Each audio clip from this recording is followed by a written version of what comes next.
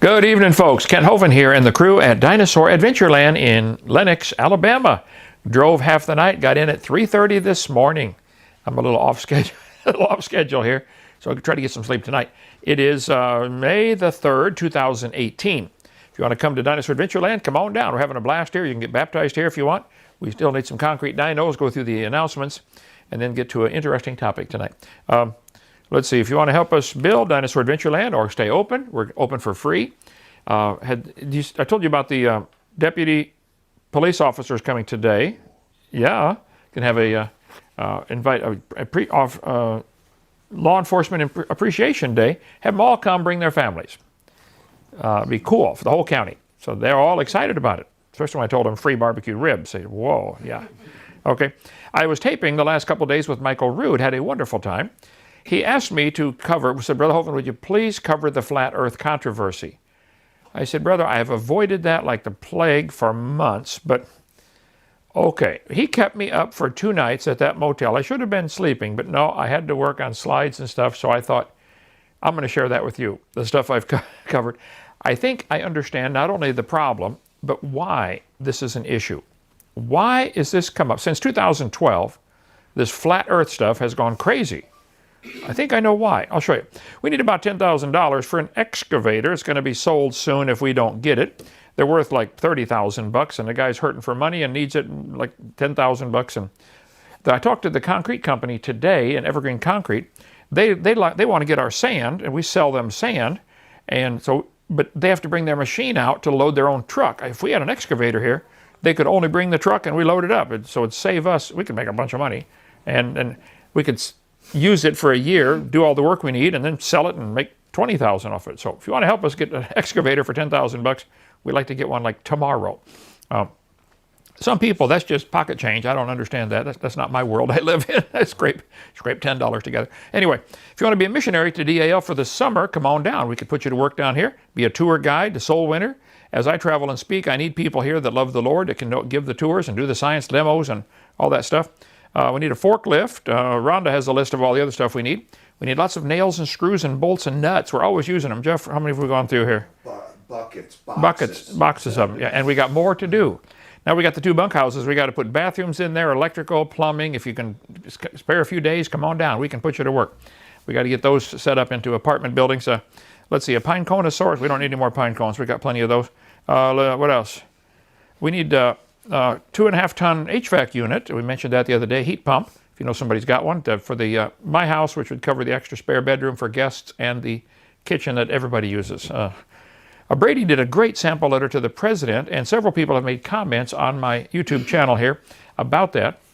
If you look at the bottom, it tells how to get to that letter that needs to go to President Trump. Okay, Noah's Ark's on display for a few more days. They're coming to get them sometime at the end of this month, I think, if you want to come down and see them. If you'd like to join the 777 Club, $1 a day, $31 a month, just send $31 and then email Dr. Dino at drdino.com and say, I want to join, and you get your name on the plaque out there for those that are members of the 777 Club to help us stay open for free. Just make any checks to CSE, Creation Science Evangelism. Let's see. The most creative sign contest is over. Go to drdino.com and vote. They're all up there. And you get 1 vote per computer. If you got 2 or 3 computers in your house, you could go to the other computer and vote again, I guess. But you can, and by next Wednesday, we will tell you the winner, like the Sea Rock City kind of stuff, or Wall Drug. We've talked about all that before. First place, $250. So you can vote on the signs on the website, drdino.com. Okay. Gideon, in the book of Judges, Gideon and the 300 that were with him came into the outside of the camp at the beginning of the middle watch. And they had but newly set the watch, and they blew the trumpets and brake the pitchers that were in their hands. And the 3 companies blew the trumpets and brake the pitchers, and held the lamps in their left hands and the trumpets in their right hands to blow withal. And they cried the sword of the Lord and of Gideon. And they stood every man in his place round about the camp. There's 300 guys around the enemy camp, blowing trumpets, shining lights. Make noise and shine the light. That's all you got to do. And the host ran and cried and fled, and the 300 blew the trumpets, and the Lord set every man's sword against his fellow. Here's this monster army down there, and 300 men just made a lot of noise and shined the light, and they all started fighting each other, and Gideon's men just stood back and let them fight, duke it out. If you can get your enemy to start fighting each other, infighting, the battle's easy, right? It's a great lesson to learn. In 1 Samuel chapter 17, Jonathan, Saul's son, climbed up upon his hands and upon his feet, and his armor-bearer after him, and they fell before Jonathan, and his armor-bearer slew after him. And the first slaughter which Jonathan and his armor-bearer made was about 20 men, within, as it were, an half an acre of land, which a yoke of oxen might plow. And there was a trembling in the host. There was a giant army had come to attack King Saul. And the spoilers, let's see, they trembled, and the earth quaked. It was a great trembling. And the watchmen of Saul in Gibeah of Benjamin looked, and behold, the multitude melted away, and they went on beating down one another. Whoa, this is what you want to get. Your enemy fighting each other saves a lot of bullets on your part.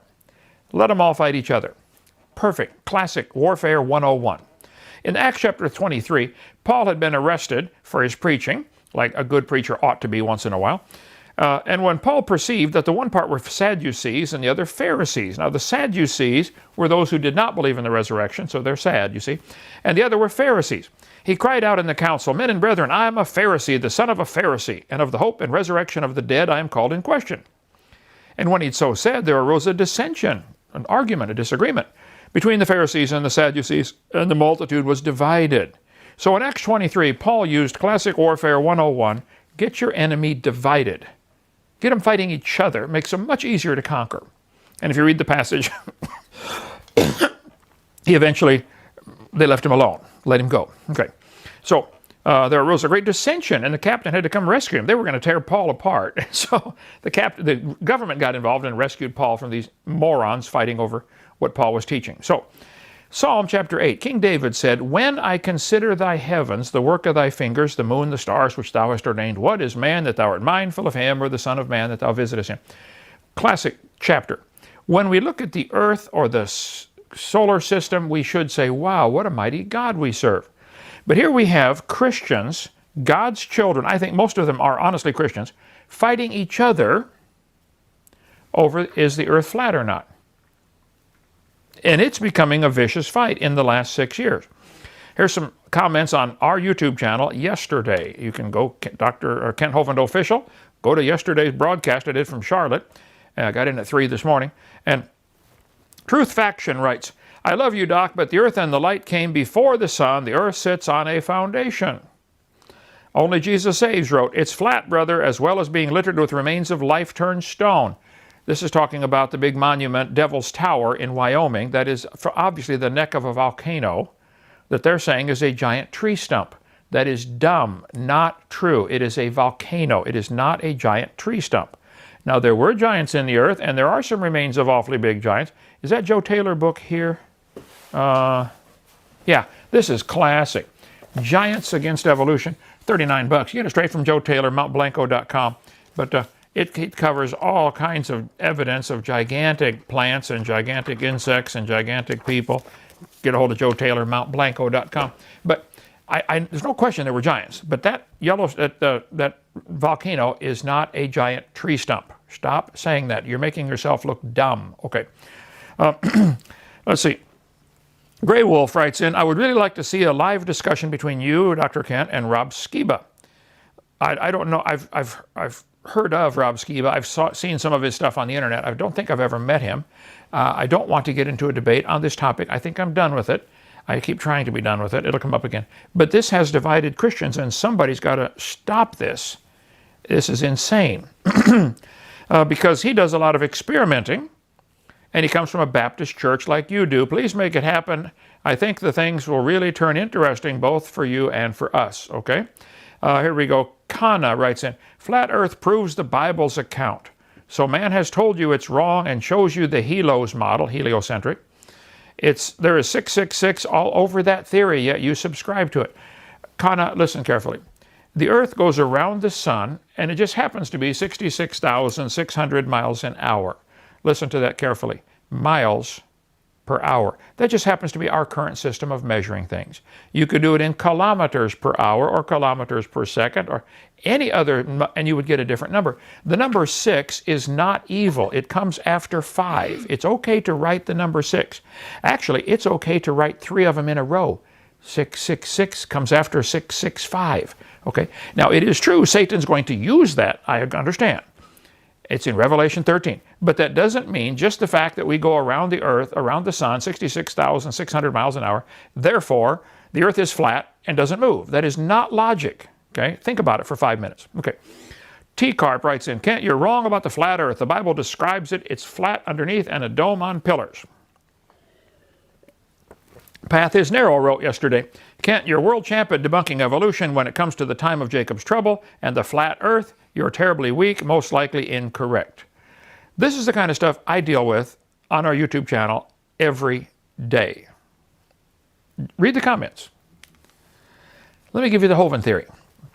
The entire flat earth movement was reintroduced about 2012, 6 years ago, probably by atheists. Here's the reason. I'm going to give you 5 reasons now and save number 6 to the end.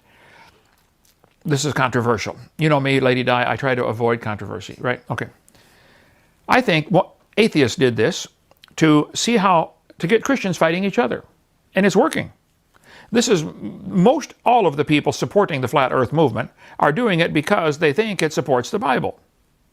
And they're trying desperately to defend the scriptures, like Romans chapter 10. They have a zeal of God, but not according to knowledge. I do appreciate your zeal. I really do. Your knowledge is sadly lacking, okay? It's to divide Christians into warring camps to make them easier to conquer in the coming war. We are headed for a time of tribulation, and it's going to be against the Christians, and it's coming like a freight train, and we'd better get united and stand together. This warring camps is exactly what they want to do. It's working. Number 3, I think somebody wants to show the world the power that they, whoever they, the Illuminati, whatever, have to make people believe anything. They laugh about it. They can get people to believe literally anything. It is bizarre, some of the things people believe. I'll show you some of those in a minute. It's to distract Christians from the real issues like evangelism, like the Great Commission, get out soul winning. Many spend hours and hours and hours on this topic rather than go win their neighbor to Christ. They're more concerned about winning their neighbor over to believing on a flat earth than they are getting them saved. Stop. Think about that. Go read what Jesus said about that. You know how much time Jesus spent on the flat earth? None. Okay. I think they want to discredit the Bible. The atheists would love to get you to believe that the Bible teaches the earth is flat just so they can say, see, the Bible is wrong. The Bible does not teach the earth is flat. I will show you. But if they can get people believing, wow, the Bible teaches flat earth, that whole book must be stupid. That's what they're trying to do. Okay, let me start by saying I greatly appreciate the zeal and the dedication of the flat earthers. Boy, they are dedicated. They haunt my channel. And their desire to defend God's word. I think that's noteworthy. I think that's wonderful. But you're wrong, okay? Paul said in Romans 10, I bear them record. They have a zeal of God, but not according to knowledge. This guy said, flat earth is a Jew hoax. The Bible is dead wrong. If they could get people to believe the Bible teaches the earth is flat, then they could say, see, the Bible is wrong, and it would justify their lifestyle. I don't know if it's a Jew hoax or not, but somebody started this to try to, and the people who started it don't believe in it. And they're laughing at you for falling for it. Is the earth flat? Surrounded by Antarctica, the ice ring, and nobody's allowed to go there because it's off limits and the government will shoot you if you walk in there. There's a great conspiracy. And NASA's all the pictures are lies, and all of your phone map programs, and it's all a big conspiracy. Google's involved, this is what they teach, okay? Everybody's involved. All the maps are wrong. For the last 2,000 years, everybody that's drawn maps of a round world, they're all lying. Okay. Well, first let's define some words like flat. It means smooth and even, without marked lumps or indentations. I think you could take a look just about any place on the world and see it is not flat. There are mountains, okay? Mountain or mountains are mentioned 461 times in the Bible. The Bible does not teach the earth is flat. There are hills. We got one right outside that door, okay? It's only 3 feet high, but it's a hill, right? The earth is not flat. Valley or valleys are mentioned 181 times in the Bible. The Bible does not teach the earth is flat. See, guys, you cannot have a valley if the earth is flat. You cannot have a hill. Hill or hills or the word, when we tried the word up, it crashed the computer. There's too many of those, okay? So hill, hills, or down are mentioned 1,255 times in the Bible. If you have a hill, it's not flat.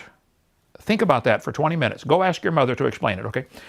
The waters prevailed exceedingly upon the earth, and all the high hills under the whole heaven were covered. The Bible teaches there are hills. You all agree with that, right? And the Bible teaches there are mountains. Okay. The Bible says he sits on the circle of the earth. We'll talk about that in a minute. And the inhabitants thereof are as grasshoppers. Now hold it. Are people who are made in God's image, Genesis 1, really grasshoppers?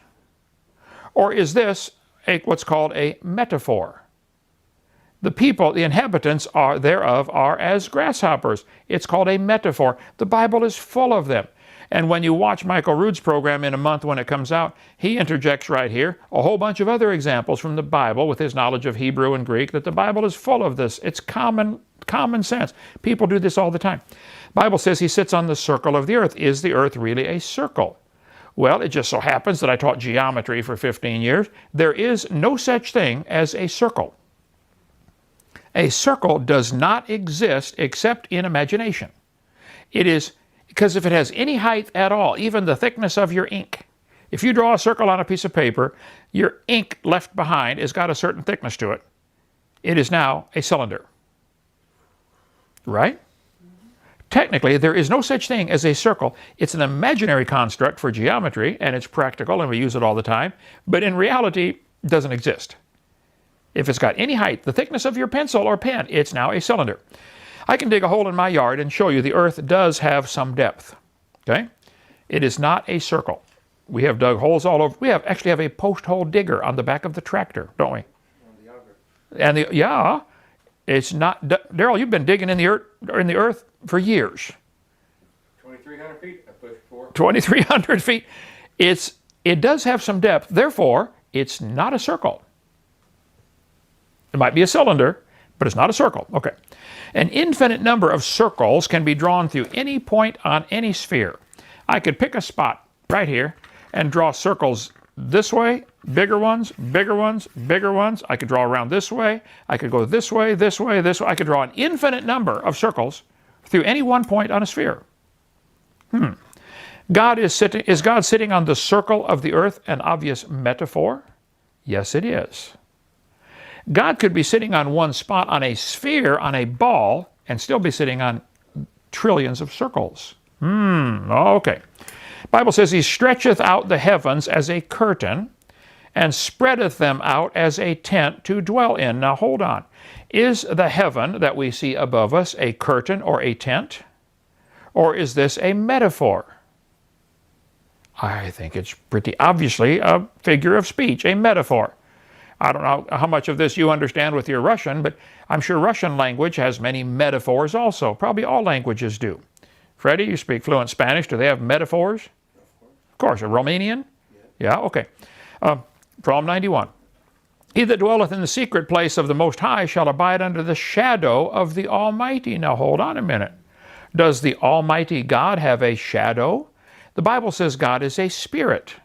How can a spirit have a shadow? Think about that. That's a metaphor, okay?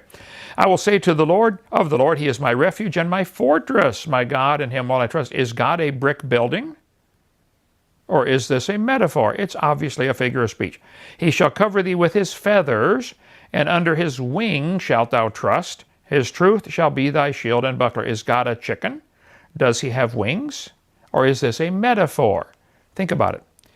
Thou hast lifted up thyself, God in whose, he's talking about Belshazzar, the wicked king in Babylon, the God in whose hand thy breath is. Does God actually hold his breath and have to say, here's another one, here's another one?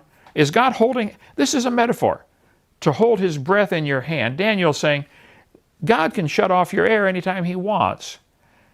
But God has other things to do than sit around and hand everybody a breath every time they need one, okay? He just made the whole world covered with air, and you can breathe it anytime you want. Oh, man, okay. After these things, I saw 4 angels standing on the 4 corners of the earth, beholding the 4 winds of the earth. Does the earth have 4 corners? How can a circle have 4 corners? So don't tell me the Bible teaches the earth is flat. It does not teach the earth is flat. Well, the 4 winds, the wind should not blow. The only shape I'm aware of that has 4 corners is a tetrahedron. That has 4 corners, okay? Tetrahedron. Is the Earth a tetrahedron? Is the Earth, where'd my cube Earth go? I guess Nick took it in to do some video editing. Okay. It can't be a square either, because a square has 4 corners, but a square also does not exist. It's imaginary. If the square has any depth at all, it's now a prism.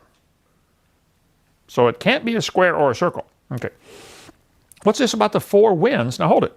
The Bible talks about the south wind, the north wind, the changing winds, the whirlwind, the east wind, the west wind.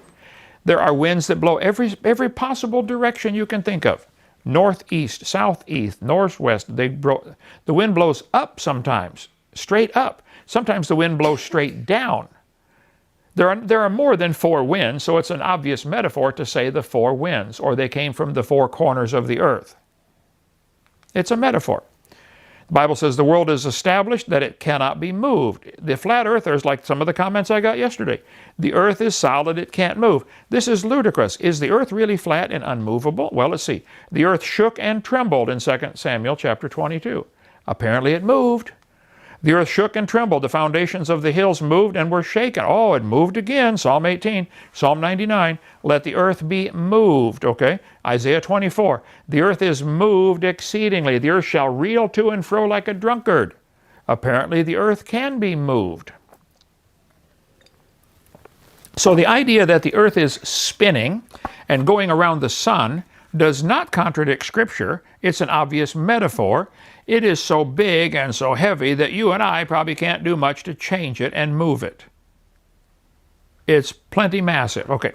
The noise of the taking of Babylon, the earth is moved. Okay, so the earth is movable.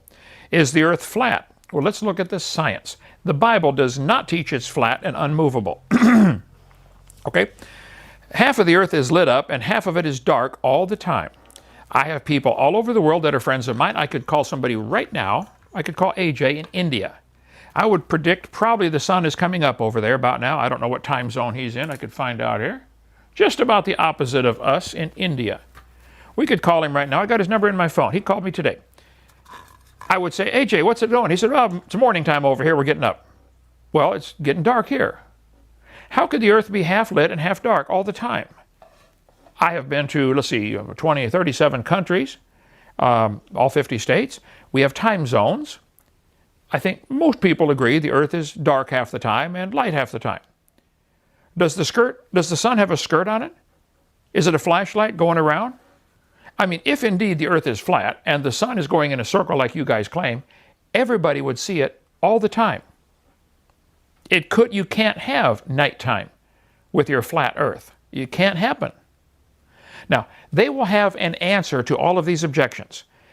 This is what I got such a kick out of this. It is what's called, I call a redneck answer. I will show you redneck fixes. How many have seen those things? Honey, I fixed it. Have you seen that? I'll show you some. The answers they give are redneck answers, redneck fixes. All right, I'll show you.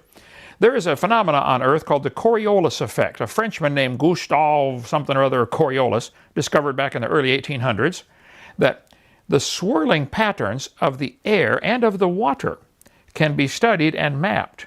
Why does the Earth have swirling patterns? Well, see, back in the 1800s, they were sailing around the world, and it's very important in a sailing boat to try to get a little extra gas mileage by having the wind behind you, or better yet, the wind and the current behind you. So they wanted to study the currents of the oceans. Why do the oceans spin at all? Why is there a Gulf Stream? Why is there a North Atlantic current and a South Atlantic current? It's because of what is called the Coriolis effect. If you've ever played football, you know if you're throwing a pass to somebody and he's running across the field this way, you're going to throw he's running this way. The quarterback has to do all kinds of mathematics in his head without thinking.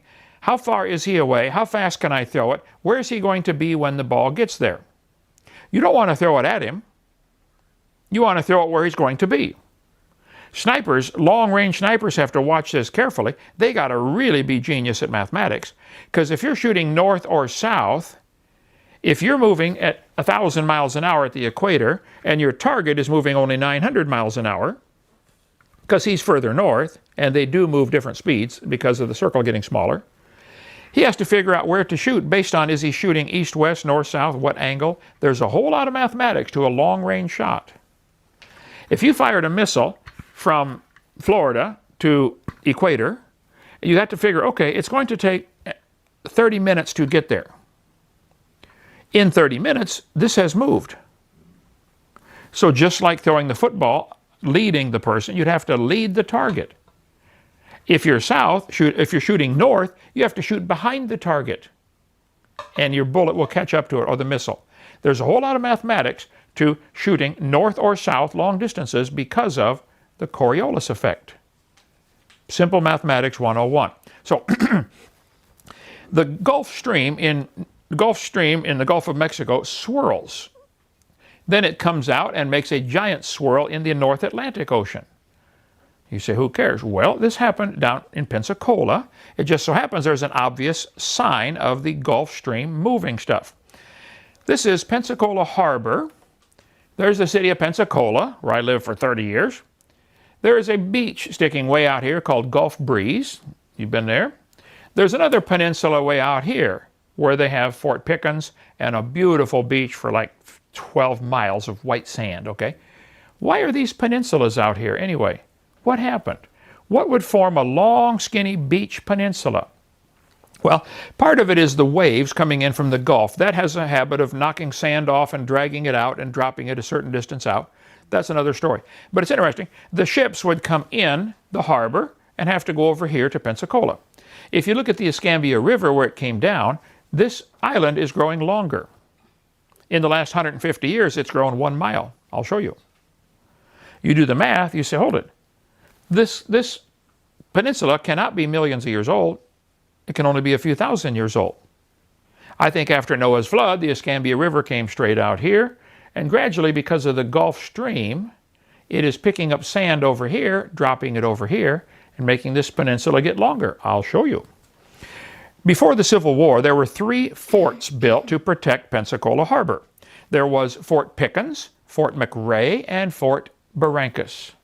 Now, back in those days, they wanted to protect, enemy ship comes in, they want to shoot them. But their cannons didn't go very far. They shooting a big steel ball. Fort Pickens could only reach that far, so they could just sail around it. So Fort McRae has what's called overlapping range. Somebody can hit it. And then Fort Barrancas has another overlapping range. So they built these 3 forts to protect the harbor. They could have done it with 1 if they had cannons would shoot far enough, but they didn't. So that's what they did with 3 forts to protect the harbor. Now, the Gulf Stream is going this way, swirling clockwise north of the equator.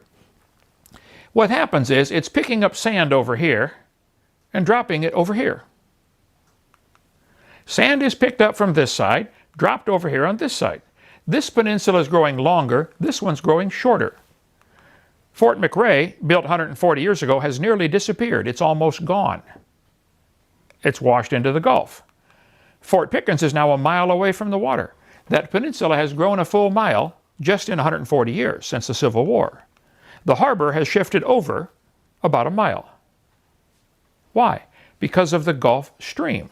Why is there a Gulf Stream? Because the world is spinning.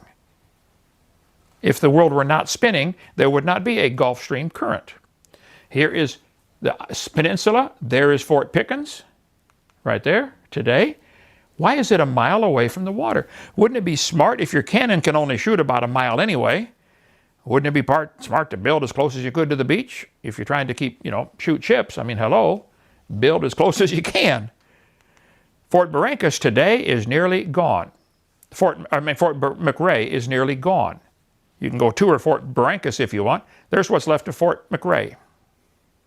It's washing into the harbor because the harbor is moving.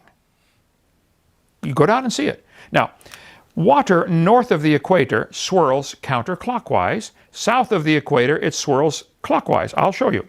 Here's a video experiment. They put a sink right on top of the equator. This is in Ecuador. Anybody can go down there. They drew a line on the concrete right there behind the person. This is the equator.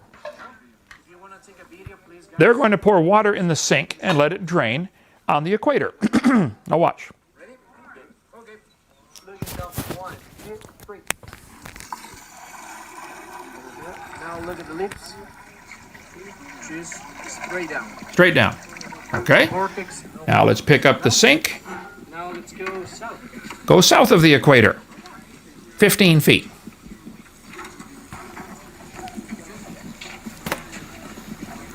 Plug the sink, fill it with water, let it stabilize a minute, Ready, guys? pull the plug, drop some leaves in.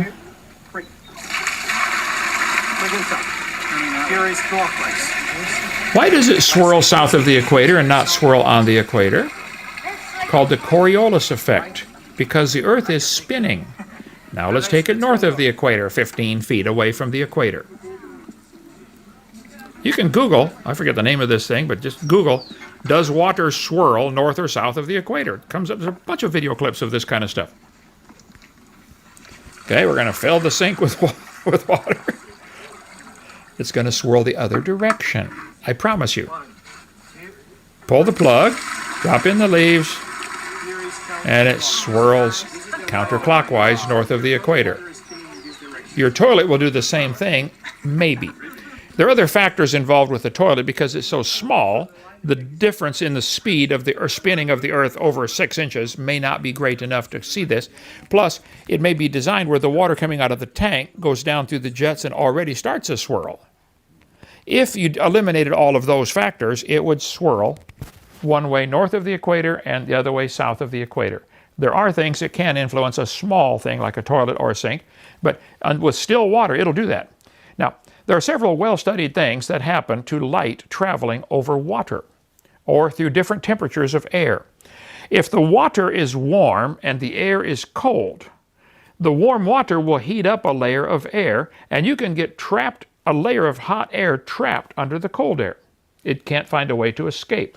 Normally hot air rises, cold air sinks, but if the whole thing is that way, it has to find a way to escape, and until then, you get a phenomena called inversion, or lensing, or mirages can happen. Which one is the ship?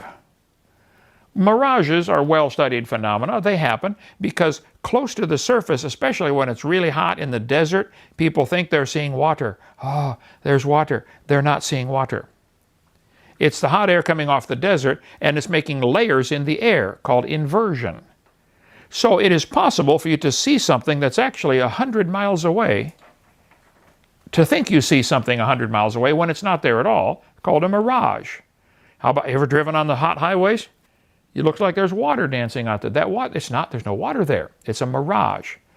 It is possible with atmospheric lensing, with a curved Earth, to see over the horizon and see a city that is not visible. It is actually possible, because of atmospheric layers, to see the sun long after it's gone down, because the air bends the light. So the flat earthers will say, so on some days you can look out and see Chicago from 60 miles away. That is possible depending on the water temperature, the air temperature, and what kind of lensing. That's correct. It could happen. Why doesn't it happen every day, fellas? Some days it happens, some days it doesn't. Here's a flat earther put this up. He said, atmospheric lensing bends light downward. The science is the same as that of a lens. They're trying to say, because you can't always see the bottom story. You look at a tall building across the water, most days the bottom few floors of the building are invisible. You only see the top part of the building, like this picture right here. On a totally flat surface, you just made this much disappear due to atmospheric lensing. So they will look at a city across water, which has a curve to it, and you can't see the bottom 5 floors or 10 floors of the building. And they'll say, well, yeah, that's because of atmospheric lensing. They'll try to use the phenomena that actually proves their theory wrong to prove it's right. This is one of their redneck fixes. I'll get into that in a minute, okay? Flat Earth Ultimate Debunking Obliteration, YouTube. There is a fabulous video out. It's only 15 minutes long, I think. It shows 10 simple ways, scientific ways to debunk the flat Earth. That's the title of it. Go to YouTube, type in Flat Earth Ultimate Debunking Obliteration. Okay, now, the Earth is a ball. It has a radius. You can do all the math on this. It's not that complicated. A 6-foot man should see just under 3 miles to the horizon. The Golden Gate Bridge was built. The pillars, the support pillars, are about 3/4 of a mile apart. I think it's 4,000 feet. In 4,000 feet, both pillars are perpendicular to the Earth, but they're 2 inches out of parallel. Why? Because the Earth is round, okay? It is curved. They had to build them out of parallel. Now, it is possible for a 6-foot person to see another 6-foot person 6 miles away. They would see down to the surface of the earth and then see their head sticking up over there. You can go to Lake Pontchartrain in New Orleans. There's power lines going across that Lake Pontchartrain. You can see the curvature of the earth right there with those power lines. And it's not a mirage. It's not atmospheric lensing. The earth is curved, okay? In the northern hemisphere, you see certain star patterns and constellations. They're different from what you see in the southern hemisphere. If the earth was flat, everybody in the world could see the North Star. Why can't people south of the equator see the North Star? Why can't they see the Big Dipper? Well, they can see part of it. That's why Alaska is the land of the Big Dipper. They use that as Alaska's the land of the... You were up in Alaska for... When you walk out, the Big Dipper is literally right in your face. Right in your face. Right there. The whole constellation is, which it is not here. It's not here. If you take pictures, time-lapse photography of the stars, you'll see them moving, appear to be moving, around a spot called the North Star. If you go further north, that spot moves higher and higher. Alaska is latitude, let's see, 60, you were up about... Arctic Circle, right on the Arctic Circle. So you're 23 degrees off the, okay. North Fairbanks, right on, literally on the Arctic Circle. So the North Star, if you get on the North Pole, the North Star is above you up here. Where we are, we have to see the North Star about this angle. How can that be if the Earth is flat? How could the constellations be different? They have a redneck answer for it, okay? You can make a pendulum. I've done this before. We need to get one of these Dinosaur Adventureland. You get a big heavy weight like a bowling ball, let it swing back and forth like a pendulum. It will gradually start to turn. Now, a pendulum will not change its direction unless acted on by an outside force. So if you have a pendulum that is swinging, if you were on the North Pole swinging a pendulum from a helicopter, you would see the Earth turn under your pendulum. If you're on the equator, you would not see it turn because it's going to be swinging and going to be following straight with you, okay? So on the equator, it won't work. It's called the Foucault pendulum. Any distance between the equator and the North Pole, you will get a different angle, which is measurable and actually predictable based on your latitude, okay? Many large museums, Smithsonian, etc., they have a Foucault pendulum with a big 2-ton ball swinging back and forth, and it gradually moves over and knocks the pins down. It's a clock. How many have seen those before? Using the pendulum as a clock. Why? It wouldn't work unless the Earth were spinning. The Earth is turning, okay? Flat Earthers dismiss all the photographic evidence. I mean, there have been thousands of pictures taken from space showing the Earth is round. It's curved. Okay. Now, they sent up a rocket called the Go Fast rocket. They went up, I think they said 73 miles, I believe. Some guys privately funded sent up a rocket and took a bunch of pictures. And they could see a little bit of curvature, and they said, well, that's because of the lenses on the camera. Well, guys, if the Earth is indeed like they tell us, 8,000 miles in diameter, let's make 1 inch equal to 100 miles. We would have to make the Earth about 7 feet across. If we made a 7-foot globe, that would be 1 inch is 100 miles. They went up 3/4 of an inch. If you were 3/4 of an inch above a 7-foot ball, you probably wouldn't see a lot of curve, would you? No. All the photographic evidence, here's Florida. There are tons of photographic evidence showing the Earth is indeed a curve. They will dismiss this with their redneck answer. The shadow that the Earth casts on the moon. If the moon gets between the sun and the Earth, we have an eclipse where certain people, a little slice of the Earth, cannot see the sun. It's not big enough to cover the whole Earth. The shadow of the moon is too small. Now, the shadow of the Earth is big enough to cover the whole moon, but the shadow of the moon is not big enough to cover the whole Earth. It actually makes 2 parts to the shadow, the really dark part and the umbra and the penumbra. Who cares? You can get into all that. But just last year, the dark shadow of the moon went clear across the United States, didn't it? This is predictable years ahead of time, exactly where it's going to fall, the shadow, because it's obvious the moon is round. It's obvious the sun is round. It's obvious all the other planets are round. It's also, when the Earth makes a shadow on the moon, another eclipse, it lasts long enough that if the Earth were indeed a flat circle and the moon is moving, the shadow should be oval-shaped instead of round. We're getting a round shadow all the time. So the shadow on the Earth, of the Earth on the Moon over long periods of time proves that the Earth is round and that it spins. Interesting. The Earth's shadow has a curve to it. That's because the Earth has a curve to it. Okay? Direct observation over many centuries has proven clearly that all of the planets and the Sun spin. The Sun spins around once every 25 days. You can see the spots moving on the solar sunspots. The planets all are spinning. That's been directly observed. They see them spinning. Now, why would God make one planet, i.e. Earth, different? God seems to like to do things the same. He designed most animals with 2 bones in the forelimb and a single humerus and radius and ulna. God uses the same pattern over and over. This is a design pattern that's really good. Most animals are designed with 2 eyes so they get binocular vision, 2 nostrils, 2 ears so they can hear and determine distances and direction of sounds coming from them, and 1 mouth in the front.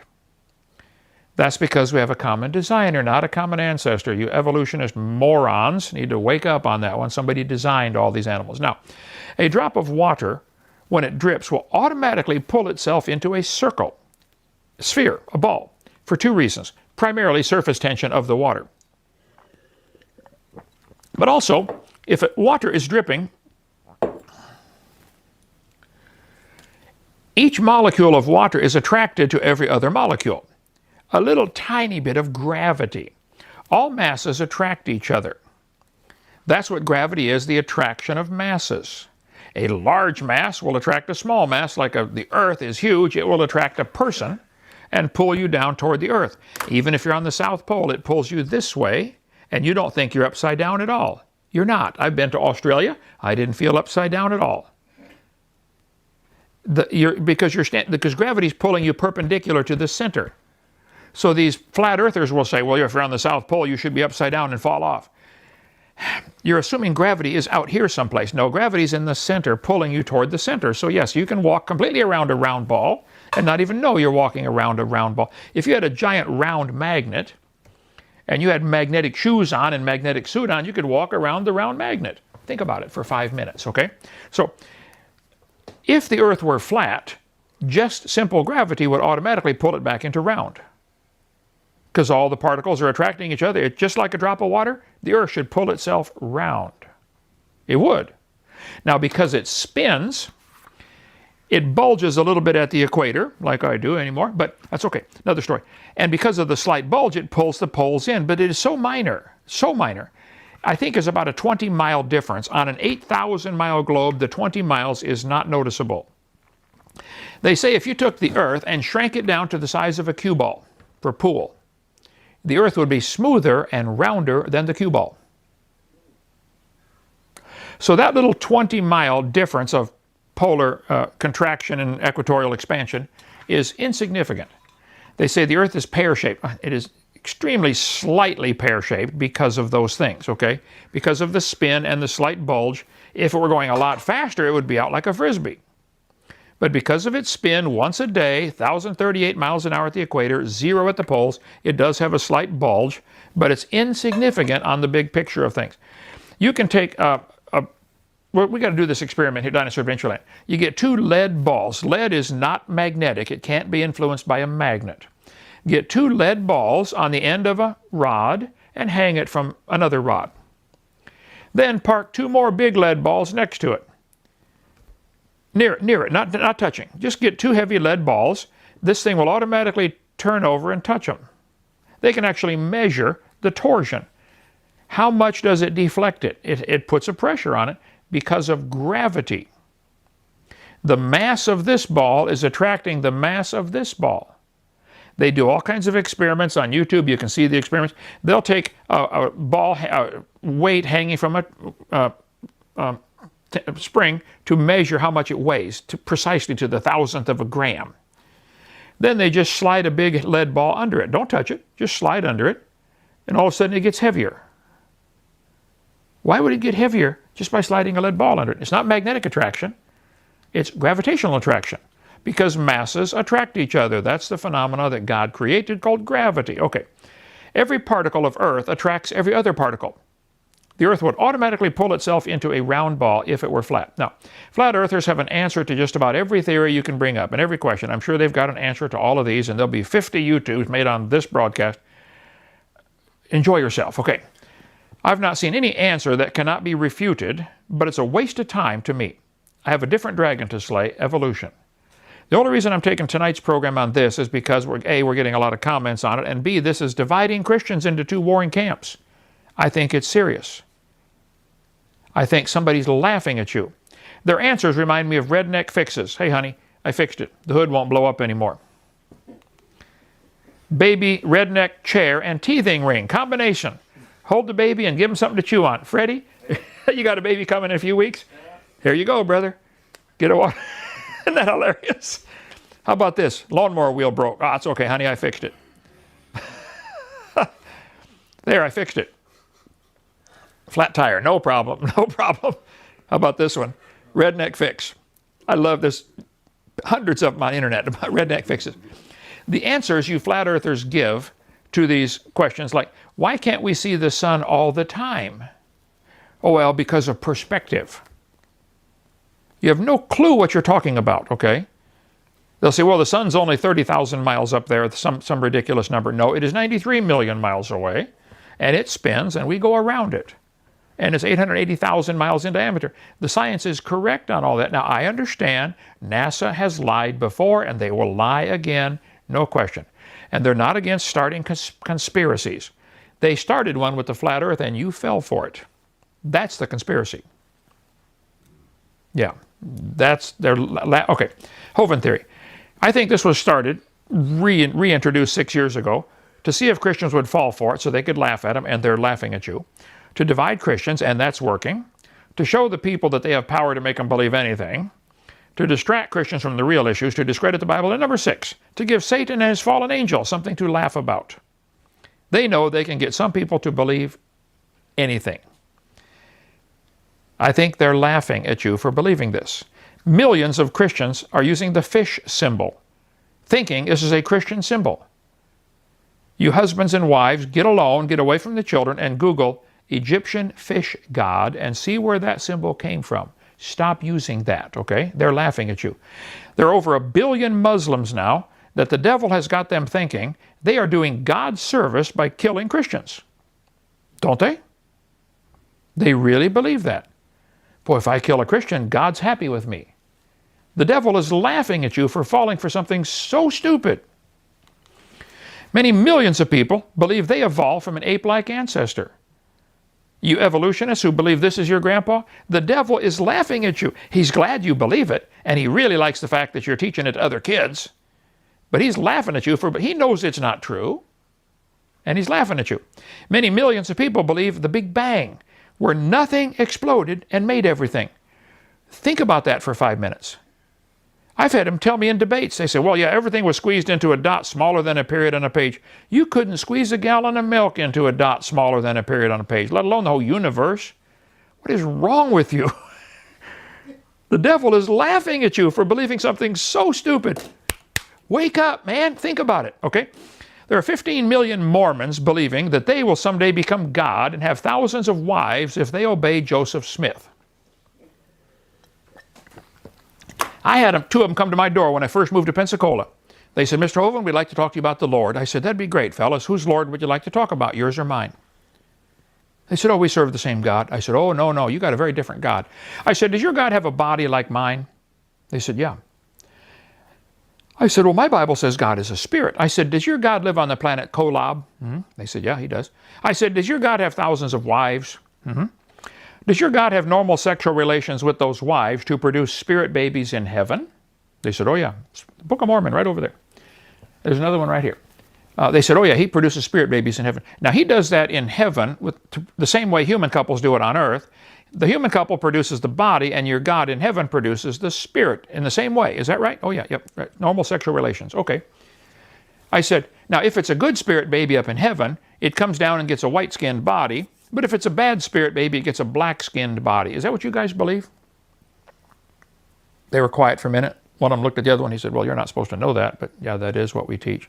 And that is what you teach, okay? I said, now guys, there are 2 babies born on earth every second. 2 a second are born. That's not how many attempts are made. Trust me, there are many more than that. But 2 a second are born. And your God is producing a spirit baby in the same way for each one. I don't think you could last 5 seconds. 2 a second. He has got 15 million moron Mormons believing Joseph Smith. What a pervert that fellow was. Think about it, guys. And the devil is laughing at you for believing that idiot Joseph Smith. And you poor Mormons, you need to stop and think, man, have you analyzed what you really believe and thought about it? You have to have your holy underwear on or the devil can get you. They do. They wear holy underwear with a Masonic Lodge symbol over each nipple and on their thigh. You know I'm telling you the truth. The devil is having a heyday. He thinks this is hilarious. He's got 15 million people believing this. They're laughing. There are 8 million Jehovah's Witnesses believe they will inherit the kingdom if they work hard. Exactly what Cain did. God, look at my works, okay? The great dragon was cast out, that old serpent called the devil and Satan, which deceiveth the whole world. The devil has deceived so many people in so many ways. So many false religions out there. Which one's right? They're all teaching something else. Evolution's the biggest and dumbest religion I've ever heard of. And he's got how many millions believe that stuff? And push it. Is the earth flat? No. Now, lots of Kansas is flat. Lots of Nebraska is flat. A whole bunch of Texas is flat, okay? The Bonneville Salt Flats are flat. But no, the earth is round and it's a ball. A beach ball looks flat to an ant crawling on it. Doesn't it? And an ant compared to this beach ball, if you took a human compared to the size of the earth, the ant would be about 1 billion times too big. It'd be more like the fingernail on the ant, if they had fingernails, to be the size of the human on a beach ball that size. Of course it looks flat, okay? A basketball looks flat to the ant crawling it to. The curvature of the earth cannot be even visible until you get about 50 miles up. That's simple mathematics. The earth is a ball. It is 7,917.5 miles in diameter at the equator. It spins 1,038 miles an hour at the equator. It goes around the sun, and none of these facts contradict the Bible. The Bible is correct. There are metaphors about the earth having 4 corners. It's a metaphor, fellas. Learn some English, okay? It is scientifically a fact the earth spins, the earth goes around the sun, and nobody pays me to teach this. I'm not part of any conspiracy. I didn't get a letter from the Illuminati saying you better teach this, okay? I'm about as anti-New World Order as they get. I spent nearly 9 years in prison for standing up for my beliefs, okay? And I would do it again if I had to. I think we should stand up for what's right, okay? I am not hired by anybody to teach these things. This is the science. Now, I think the earth can spin and go around the sun and still be the center of God's attention. It doesn't have to be the center of the universe with everything going around it. It doesn't have to be. If all the stars are going around the earth, you know how fast they'd have to be going? Much simpler to say the earth is spinning, causing them to look like they're going. They could be sitting perfectly still and look like they're moving across the sky just by the spin of the earth. That's simple. Common sense 101. They couldn't move fast enough to go around the earth every 24 hours. They would have to go a zillion times more than the speed of light. It's not happening. I'm sorry. It's just not happening. If the earth is flat and the sun is going in a circle around it, what is the force causing the sun to change directions all the time? To make anything go in a circle like that, you would have to have something holding it in. Well, that's what gravity is. Where's the string holding the sun on this tether so it stays in a circle around the earth? I feel sorry for you flat earthers. I'm sure I'm going to get 1,000 negative comments and people are going to unsubscribe. Good. We don't want you. Okay, go somewhere else. But I want to help. I am concerned for the bigger picture that we have got Christians fighting each other, and this is what concerns me. I think it's dumb. I think you fell for the line of Satan, and I think God made the world, and God loves the world, and we are the center. This is the only place where life exists. This is it. And you need to be saved and born again to go to heaven. So, was that controversial enough, Jeff? Yes, it was. Think so? Good. Rough. All right, come visit Dinosaur Adventureland. Subscribe to our channel, give us a thumbs up, or if you don't like us, go away. And you guys that have 14 accounts, pretending you're 14 different people so you can make comments, get a job. Get out of your mother's basement. I saw a sign yesterday, McDonald's is hiring. Go get a job. Okay, thank you. See you tomorrow. Bye. Okay.